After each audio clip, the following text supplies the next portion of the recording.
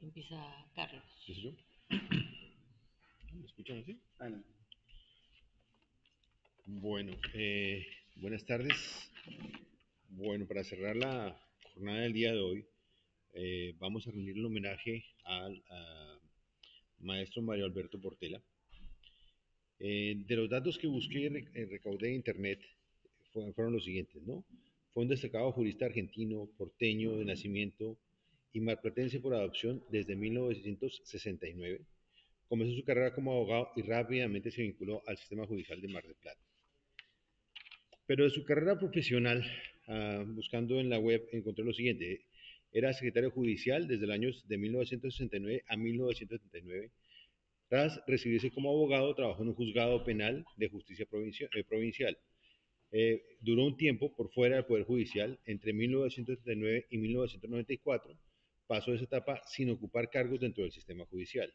Luego se volvió juez tribunal de Oral Federal número 1 de Mar del Plata. Entre 1994 y el 2020 fue designado en el Tribunal Federal recién creado, donde permaneció hasta su jubilación. La jubilación de él la realizó en el año 2020, formalmente aceptada mediante un decreto del presidente Alberto Fernández.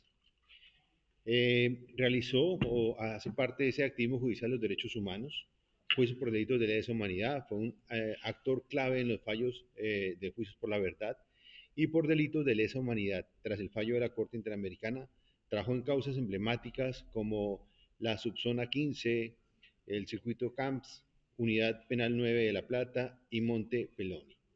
Se considera a sí mismo, él lo decía así, como uno de los jueces que más juicios de esta naturaleza llevaron adelante en Argentina. Su trayectoria académica: era un docente universitario, fue profesor titular en la Facultad de Derecho de la Universidad Nacional de Mar del Plata, donde enseñó Teoría General del Derecho y Filosofía del Derecho. La Casa de Estudios le hizo un homenaje y lo recordó con admiración por su compromiso con la educación pública y su legado intelectual. Y señalaba algo así como esto: su legado permanecerá vivo en cada aula, en cada texto y en cada reflexión. Con respecto a su fallecimiento y legado, falleció el 4 de abril del 2025 a los 79 años tras una enfermedad irreversible. Su fallecimiento generó un profundo pesar en el ámbito académico y en lo local. Ahora, para recordar a Mario Portela, esta última parte, me baso un poco en un texto de Primo Levi que se llama Si esto es un hombre. Recordar a Mario Portela no es solo un ejercicio de memoria, es un deber ético. Primo Levi nos enseñó qué ocurrió, por tanto, poder volver y que podrá volver a ocurrir nuevamente. Esa advertencia late hoy en la obra de quienes, como Portela, dedicaron su vida a que la impunidad no se clausurara, que la verdad primara, a que las cicatrices de la historia no se convirtieran en un silencio. Portela, juez y maestro, entendió que la justicia no es una abstracción fría, sino una práctica viva que requiere coraje.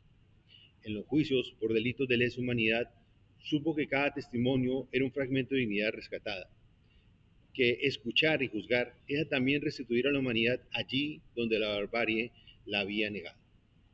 Como Primo Levi, Portela reconoció que la memoria es un puente entre las víctimas y las generaciones futuras. Su legado judicial y académico nos recuerda que no basta con relatar los hechos, es necesario nombrarlos, analizarlos y transformarlos en conciencia colectiva, porque olvidar sería permitir que la injusticia renazca. Hoy, al recordar a Mario Portela, lo hacemos no solo como jurista, sino como testigo de la historia. Su vida demuestra que la justicia, aunque imperfecta y lenta, puede convertirse en una forma de resiliencia contra la impunidad, y que la educación, como él lo enseñó en las aulas, es la herramienta más noble para sembrar la ciudadanía. Su huella seguirá presente en cada aula, en cada tribunal, en cada joven que aprenda que la verdad no se negocia. Portela nos legó que la certeza de que el derecho no es una mera técnica, sino un compromiso ético con la humanidad. Así como Primo Levi, que escribió que los hombres nunca olvidan, Mario Portela juzgó y enseñó que para la sociedad todo este tipo de hechos nunca más se repita. Gracias.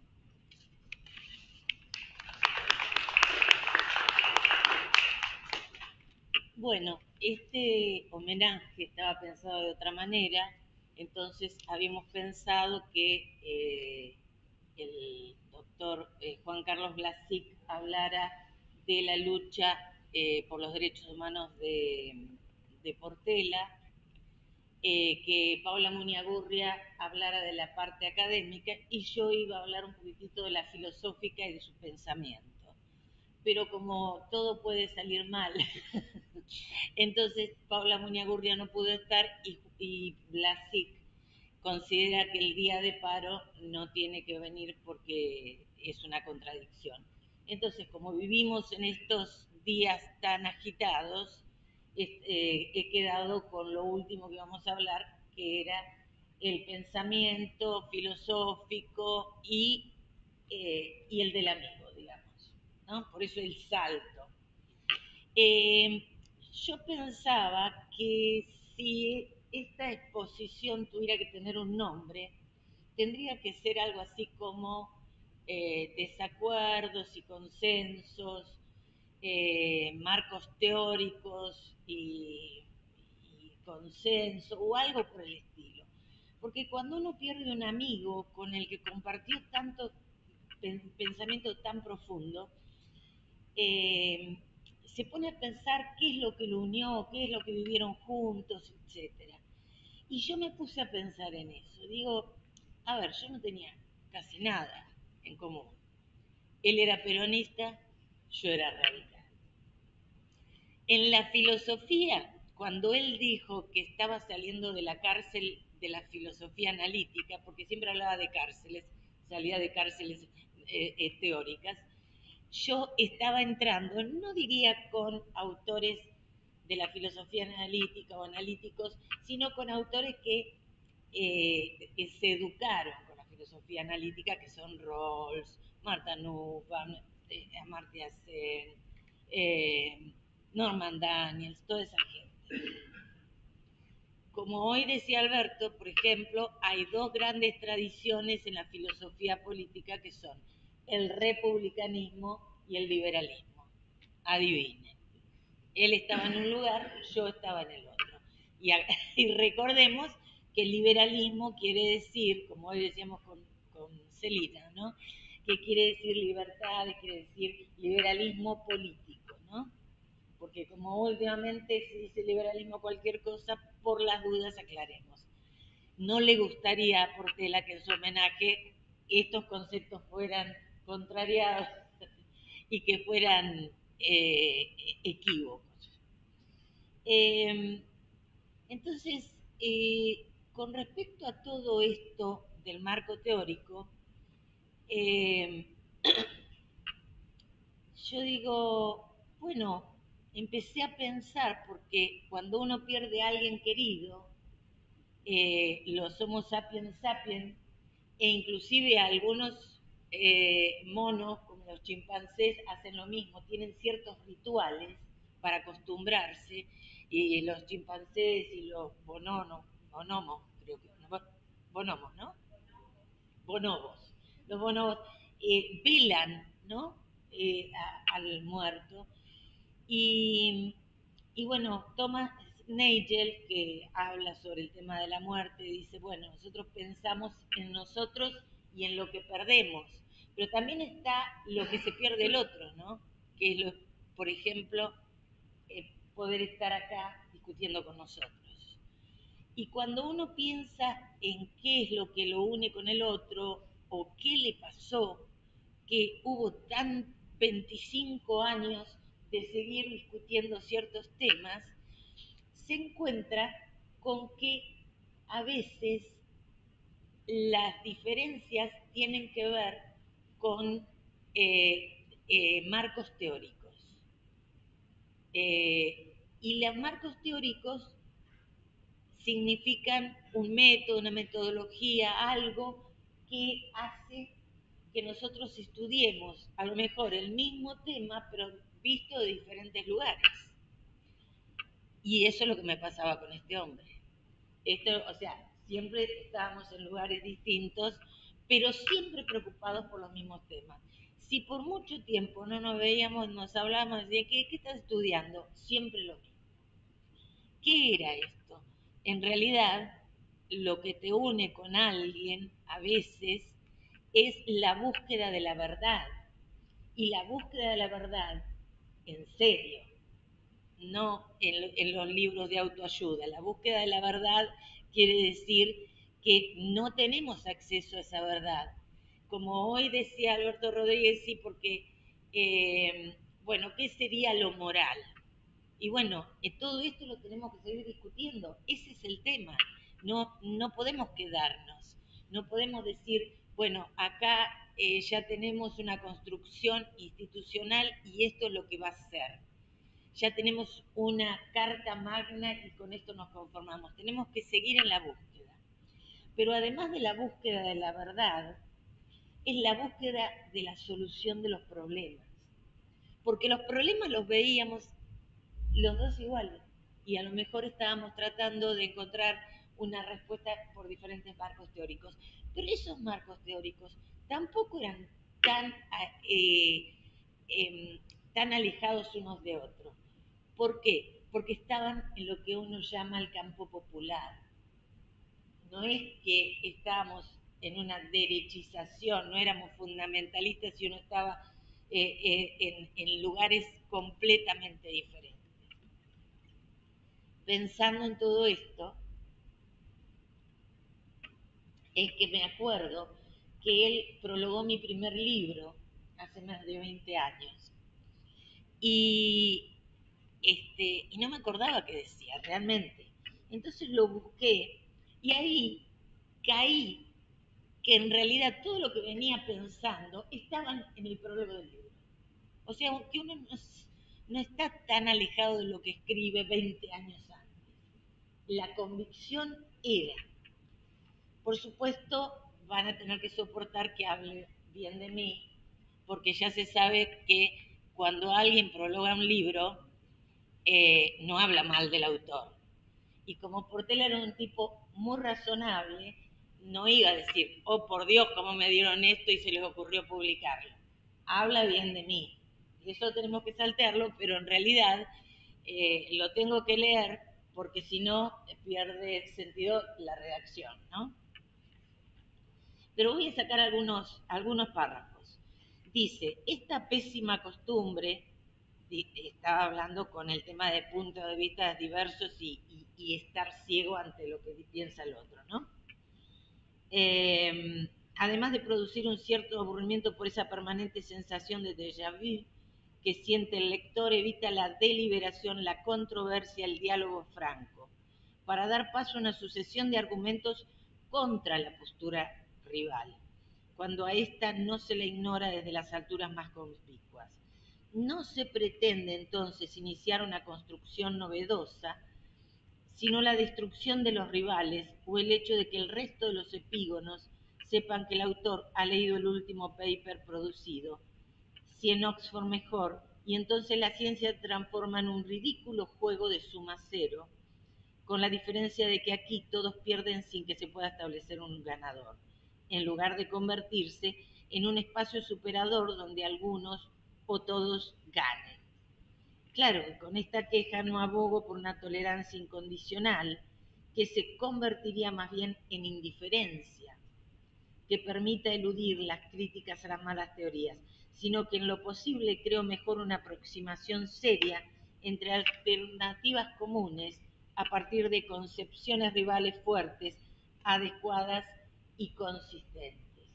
Por eso yo hoy dije que en la mesa anterior había ponentes de diferentes disciplinas y sin embargo puede haber un diálogo, tiene que haber un diálogo. En realidad estamos buscando las... Ay, estamos... ¿Te quedas sorda? ¿No? Estamos buscando la solución a los problemas sociales. Eso me hace acordar cuando Condorcet decía la solución a los problemas sociales está dada por la matemática en el siglo XVIII. Digamos, todos estamos buscando las soluciones. Y yo veo que, por ejemplo, hay textos de lo que yo más estudio, que es la filosofía analítica, o por ejemplo, que lo nombraron, creo que Manuel lo nombró a Habermas, digo, a Hobsbawm, o me lo imaginé, no sé, pero creo que lo nombró a Hobsbawm.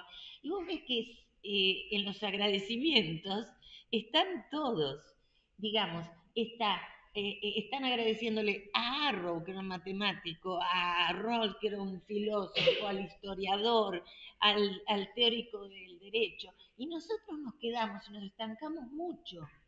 Nos quedamos con, pero como hoy nos dijeron en la reunión, pero ustedes qué hacen? ¿Y qué vamos a hacer? Investigamos, vemos qué es lo que nos pasa, qué pasa en el mundo, nos consultamos. A ver, me parece que esto tiene mucho que ver con esto. Justamente hoy Carlos habló del tema del ambiente. María, que está en nuestro grupo de gestión ambiental.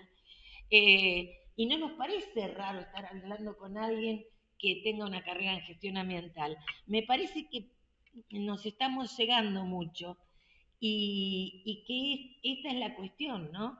Entonces, en este homenaje, yo quiero recordar a este amigo, a un pensador, porque él era abogado, se dedicaba a la filosofía del derecho, era juez.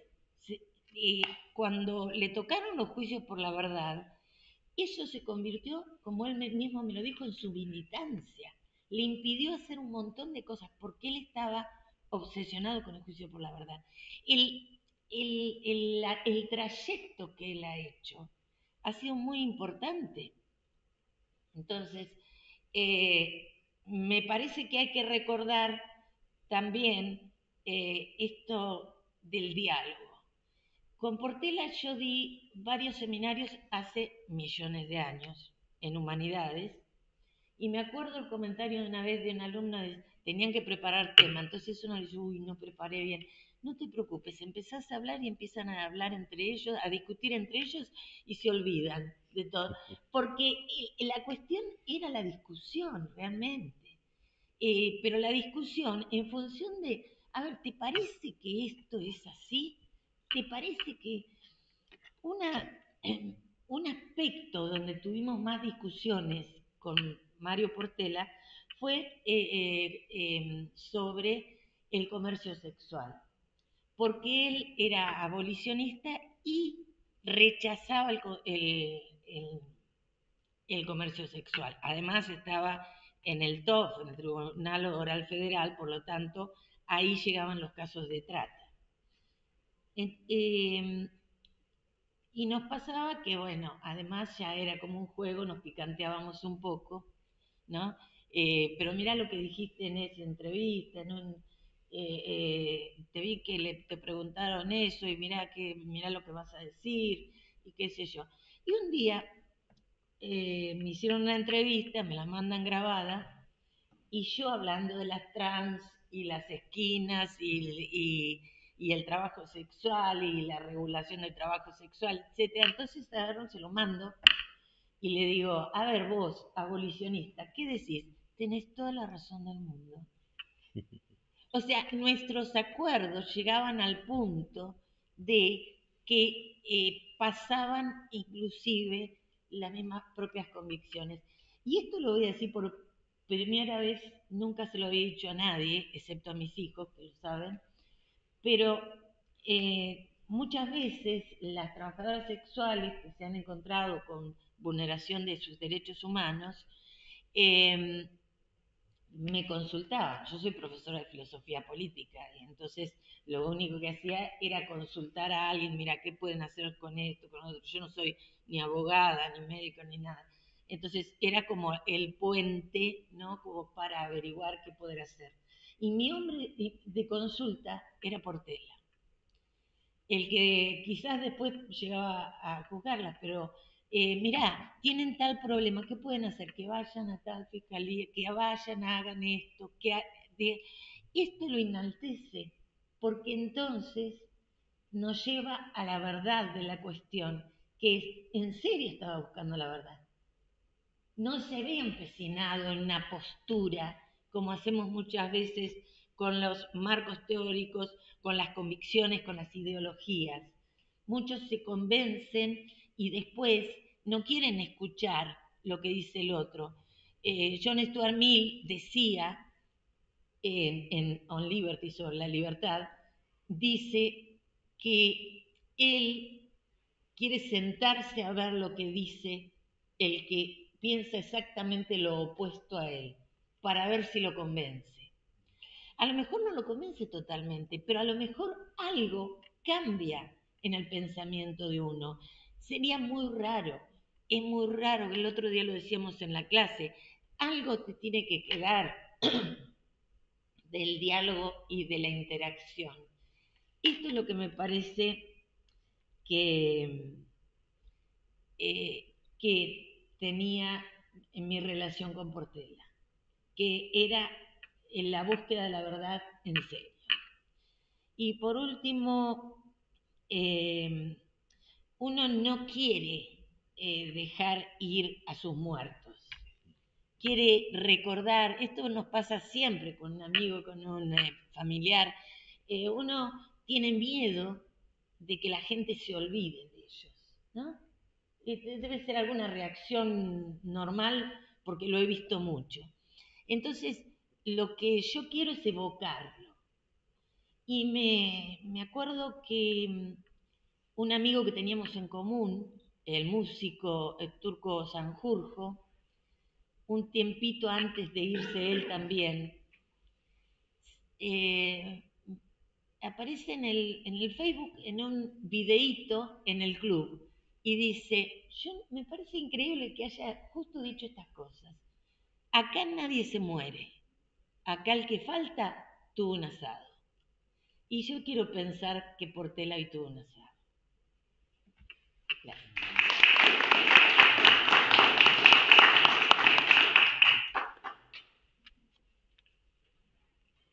Bueno, vamos a dar por terminado por hoy. Mañana vamos a seguir y como siempre estamos en la lucha por una educación pública, una educación digna, una educación también por los derechos humanos. Gracias.